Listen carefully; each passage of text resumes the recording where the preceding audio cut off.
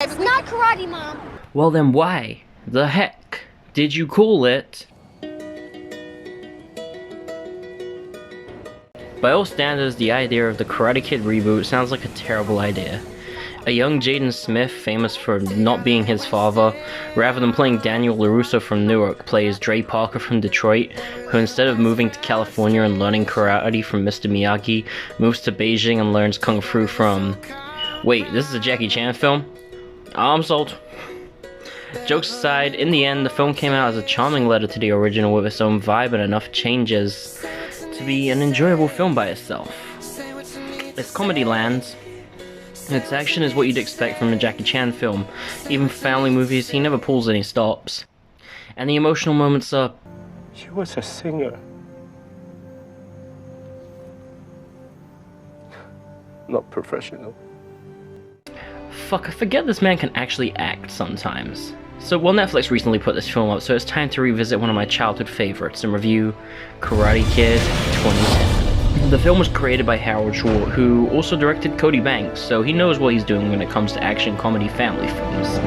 And coming out a few months after The Spy Next Door, Jackie Chan had begun to build a reputation in the same genre. Will Smith is a big fan of the original Karate Kid. He claims it is a classic part of his childhood, and he brought partial rights to the franchise for his production company in order to remake this film, which is why he's an executive producer on Cobra Kai.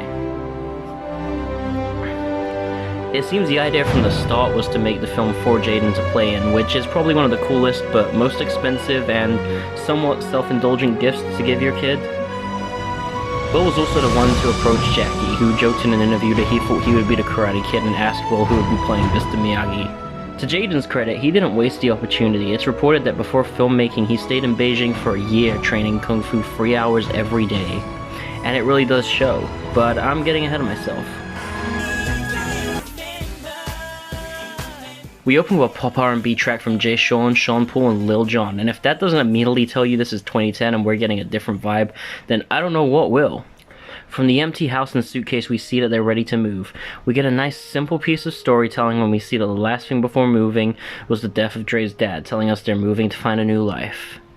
And then we get the goodbye, which is almost good except for one thing. The skateboard. Dre and his friend make a big deal out of it, and it appears with Dre in most scenes.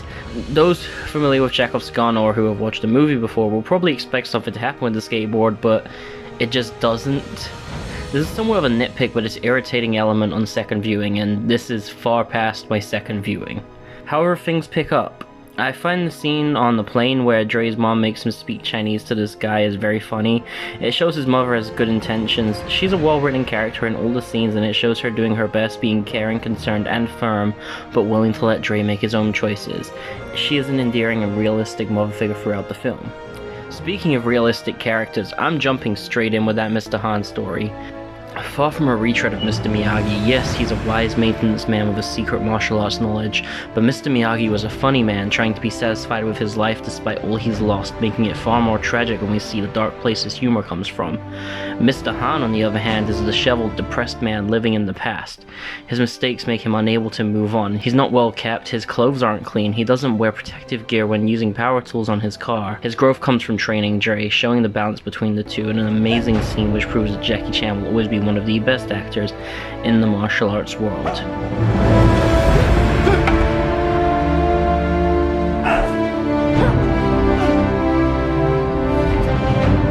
Another great thing about Mr. Han is how he makes the villains more intimidating. The Cobra Kai series expanded John Kreese as a character, and Martin Koe's performance is incredibly intimidating, but he's always been a somewhat comedic villain, making it easy to disregard his threat.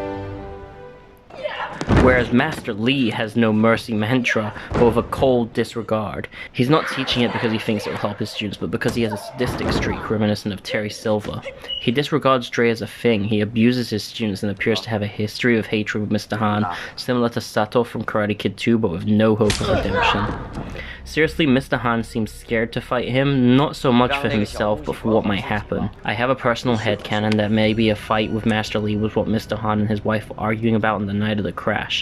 If they ever get round to the sequel, which last news about was in 2017, I hope for an expansion on the story.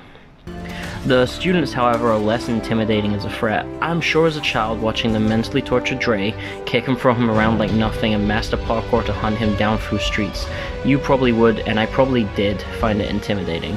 But as an adult, there's no real satisfaction in watching a middle-aged man do possibly permanent damage to 14-year-olds. However, let's talk more about the child acting in the film.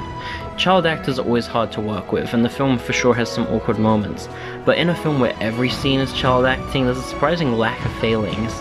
The character of Dre is distinct from Daniel. He's awkward and confident, willing to go all in, no questions, but he's still scared. He's a child in an unknown place, a giant city where everyone is against him and he doesn't even know the language. He embarrasses himself in front of what is likely his first crush. He gets beat up by a jealous guy who feels he has some possession over her due to their family relationship. Mei Yin gets a decent amount of development. She has her own story thread separate from Dre. Although she never gets her moment to stand up for herself like in the original, we do get to see her family come around to her point of view. That's something we know stayed a problem for Ally Mills even through to the Cobra Kai series. With Chang though, we don't get a Johnny Lawrence side. There's no moral gray story and no chance of a Cobra Kai series there. He attacks and harasses Dre several times for pretty much no reason as opposed to a one fight because he got interrupted trying to talk to his ex. This helps add more sympathy to Dre as the character, although it does take away a bit from the acceptance at the end. But with the whole school bowing to Mr. Han showing him respect, I think we can give a little bit of a pass. Side note, there's a deleted scene that's different to the original ending where Mr. Han and Master Lee have a fight, and apparently that stayed the ending in some countries. It was a good fight, but I can see why it was cut. It's got more of a classic Jackie Chan comedy tone as opposed to the grounded kung fu realism of the rest of the film. Speaking of which, the actual martial arts in this film are fantastic. The stunt coordinator is no stranger to big action and Jackie Chan. He worked on Rush Hour 2, Shanghai Nights, and Shanghai Noon. Not only that, but Jackie himself wanted to make sure the film stayed authentic in representing kung fu and Chinese culture.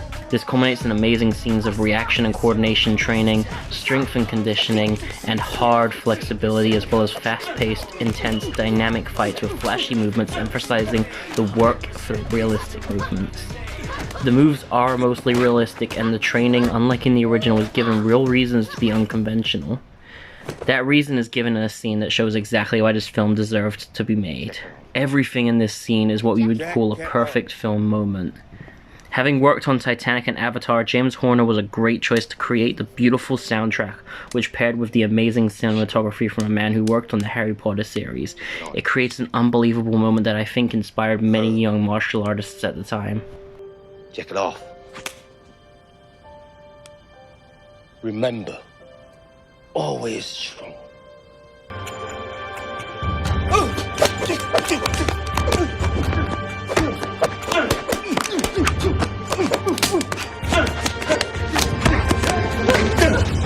And lives in how we treat people. Everything is kung fu. Speaking of the cinematography, this movie benefits greatly from its setting. China creates beautiful scenery from the bustling cities of Beijing to the Wudang Mountains in Hubei to a training montage on the Great Wall. As a Western viewer, the use of the setting really helps to make the movie feel more grand and show the sides of it all. It's something that I don't think they do a lot in actual Hong Kong Kung Fu cinema, and that could really add to popularizing it more. And then there's the finale, a massive tournament, not set at a sports center. It's given the grandiosity to show its intensity. We get to see the brutal skill of the martial artists, not just Master Lee's students, everyone competing in the fights. And, yo wait, is that Hulk? No, I'm kidding, but that's pretty cool. Maybe he was the inspiration. I have one issue with these fights, and that's that they're stop point matches, which are actually very rare to find in the Chinese martial arts. These fights set up similar to Lei matches, which are won by collective points after rounds, KO, TKO, or forfeit. However, the flow of the fights and the more apparent knockdown point instead of the contact point makes it easily passable as a martial artist, and a non-martial artist just wouldn't notice it.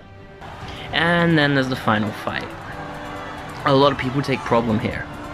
Many people, like CinemaSins, have pointed out how insane the cupping seems. However, this is a real form of alternative medicine. Cupping is a type of acupuncture. Now, acupuncture as a whole is quite questionable, but at least it's accurately done and it's an authentic part of the culture. It's also a little bit more realistic than Mr. Miyagi literally being magic, although that is far more cool and mysterious. And then people's biggest problem is the final strike. But first, I think it's so much better that the big damage is dealt by Chang. Those boys are loyal to Lee and full of his every command. The first boy will bruise and hurt Dre's knee, but he's not his main rival. And when that's not enough, it's not sweep the leg, because Master Lee doesn't care about being the best school. He cares about hurting Mr. Han. He cares about being better than Mr. Han, and he will let his students, even his top student, fail to prove that. The command is explicit. Break his leg. And even with that, there is a backflip. Now, the Chi explanation in this film leaves a lot to be desired. It's very much rooted in legend. It's not the real ideas of Chi. However, it's very much believable that a weird look could throw Chang off, and that kick is not far off from one seen in Kyokushin. Personally, I think the crane kick is better, but this doesn't ruin my suspension of disbelief. So, what are my thoughts on Karate Kid 2010? This film is amazing. Don't get me wrong, it doesn't have the heart that comes with the original, but whereas Cobra Kai gets its success from self-awareness and joking about where it came from while developing the characters to be more three-dimensional, Karate Kid 2010 gets its success from creating a movie with the right looks, music, and action, taking the story from the original whilst developing its own characters, adding its own elements to remove the cheese and create fun, relatable, grounded film with a good moral message. Coming out a couple of years after Ip Man, being a remake and being a family film, it gets lumped in with something like Spy Next Door, and it gets overshined as a kung fu film. However, in my opinion, this movie is a love letter to the original movie and to classic kung fu cinema. It created a well-made reboot that has something for everyone, and it inspired a new generation of martial artists. In other words, Disney, take note, because you had no reason to fuck up Mulan so bad.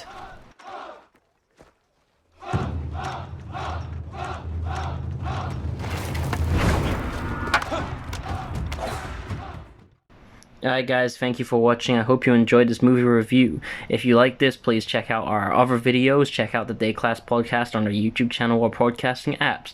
Check out our Instagram at combatconnection_co. Check out our Facebook and TikTok at Combat Connections. Till next time guys, keep training. Peace.